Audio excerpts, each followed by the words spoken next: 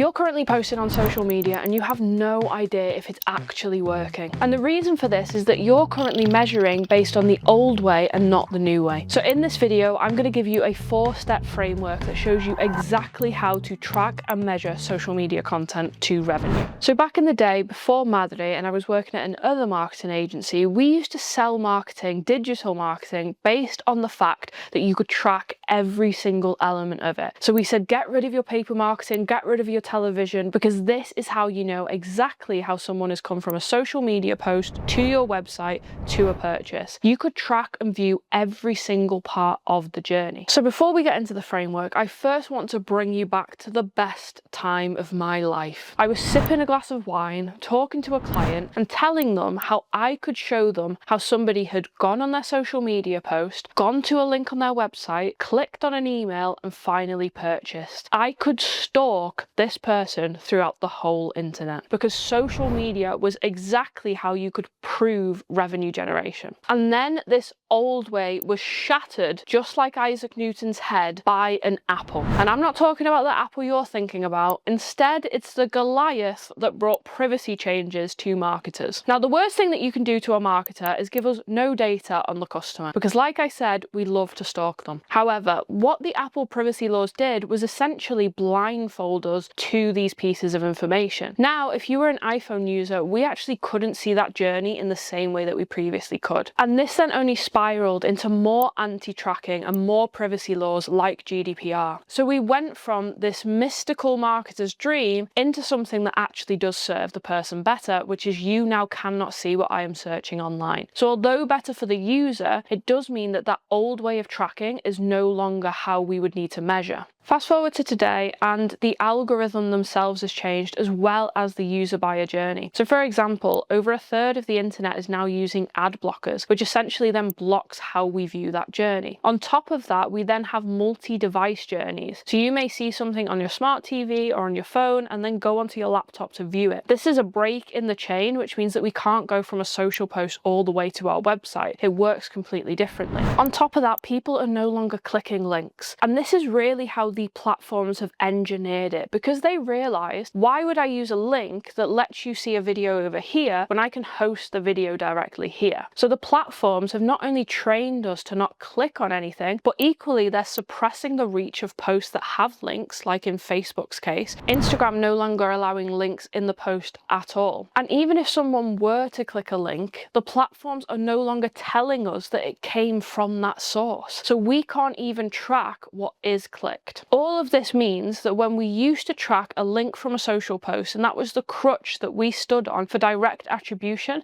has all but gone away. We now need to treat how we measure organic social the same way that we used to treat paper marketing, TV, and out-of-home advertising. So everything that digital marketers like myself used to slate back in the day, we now need to learn the approaches of how they used to measure. Now let's look at the new way that we need to track. Now when it comes to a framework, Madre has developed something called the halo effect. And this came from tracking uplift. So essentially, when we now create social media posts, because we can't rely on the link to fill that gap for us, we have to fill the gap using uplift. So let me just run you through that halo framework. H is for hypothesis. Now these are essentially the inputs that you put into social. So this is your posts, this is your videos, your blogs, anything organic content that you put on the internet is your hypothesis. You're technically testing constantly whether or not these are going to work and produce that uplift. We then move to awareness. So these are kind of indicators. So typically we would call these vanity metrics, and it made sense in the past because they didn't directly attribute to revenue. Now, however, with the new algorithm, those indicators actually propel the post forward and get us to more people. The more people that view our post, if it's set up for conversion, the more people that are going to purchase our product. So it's important that these vanity metrics aren't pushed to the side and instead are indicators as to whether or not our hypothesis has worked. We then move into L, which is our overall lift. And I'll go into the lift part in a second, but essentially we need to look for that halo effect after we have created a social media campaign to see whether or not we have a lift in revenue, we have a lift in traffic, and we have a lift in leads. We then have O, which is our outcome. So what did we get from these campaigns? So let's go into lift a bit deeper. We have qualitative and quantitative. qualitative. So the same way that you would look at something through your Google Analytics, through your lift on your website, through your revenue generation, these are all the numbers that we can put in a pretty dashboard that come from sources that we have plugged into our marketing efforts. So for example, a UTM link. However, we now know that most people don't click on that link. So that is only a fraction of the data. And if we want a full view, we need to move to our qualitative data. Now, the qualitative data you can set up on your forms, in your sales conversations, as well as in your general conversations with your customers. For example, if we look at a form on a website to book a demo, a simple "how did you hear about us" can list and narrow down the platform. We would then take it a step further though and move it into the sales rep asking the question about the specific post. We need to get granular with our qualitative data to make sure that we can actually measure whether or not this campaign worked versus this campaign. This is really important because in a B2B sales cycle, it could have been 18 months ago that they watched a YouTube video. So we wouldn't know if something recent was performing or something caught their attention way down the line. There's a few examples that we use here with our clients at Madre. For example, how many phone calls did we get? How many of them converted? How many of the customers that converted knew about you through your social media channels? Did they mention a post or did they mention a perspective that you've been pushing? This allows you to take that data and do more of it in the future. So it's not just that we're proving revenue generation, but instead we're improving what we can do in the future so that we can refine and make this better. And this is really important for aftermarket suppliers because we tend to see that not much resource is being given to social media, even though it's the highest leverage platform that you can use in order to drive conversions. Now, the next thing that we create at Madre is a content system. We call it the V8 growth system.